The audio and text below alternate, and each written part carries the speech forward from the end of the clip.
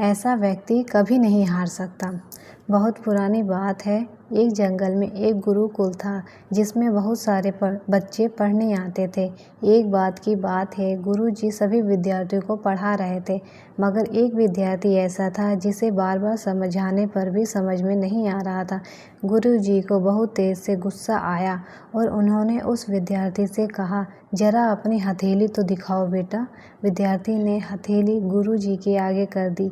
हथेली देखकर गुरुजी बोले, बेटा तुम घर चले जाओ, आश्रम में रहकर अपना समय व्यर्थ मत करो, तुम्हारे भाग्य में विद्या नहीं है। शिष्य ने पूछा, क्यों गुरुजी?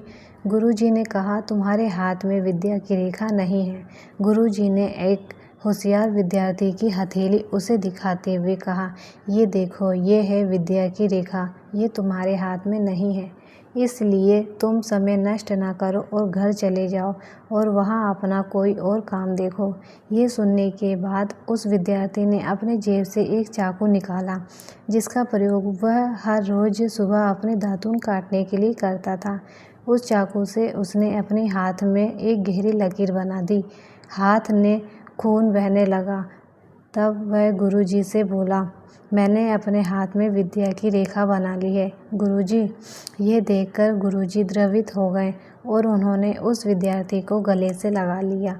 गुरुजी बोले, बेटा तुम्हें विद्या सीखने से कोई ताकत नहीं रोक सकती है। दृढ़ निश्चय और परिश्रम हाथ की रेखाओं को ही बदल देती है। दोस्तों, वह विद्यार्थी आगे चलकर महर्षि पाणिनि के नाम से प्रसिद्ध हुए, जिसने विश्व प्रसिद्ध व्याकरण अष्टाध्यायी की रचना की है। इतनी सदियां बीत जाने के बाद भी आज 2700 वर्षों बाद भी विश्व की किसी भी भाषा में ऐसा उत्कृष्ट और पूर्ण व्याख्या का ग्रंथ अब तक नहीं बना। तो दोस्तों, इस कहानी की शिक्षा ये है कि लोग चाहे जो भी बोलें, हम हर एक को गलत साबित करते हुए अपनी लगन और कठिन परिश्रम के दम पर जो चाहे वो सब कुछ हासिल कर सकते हैं।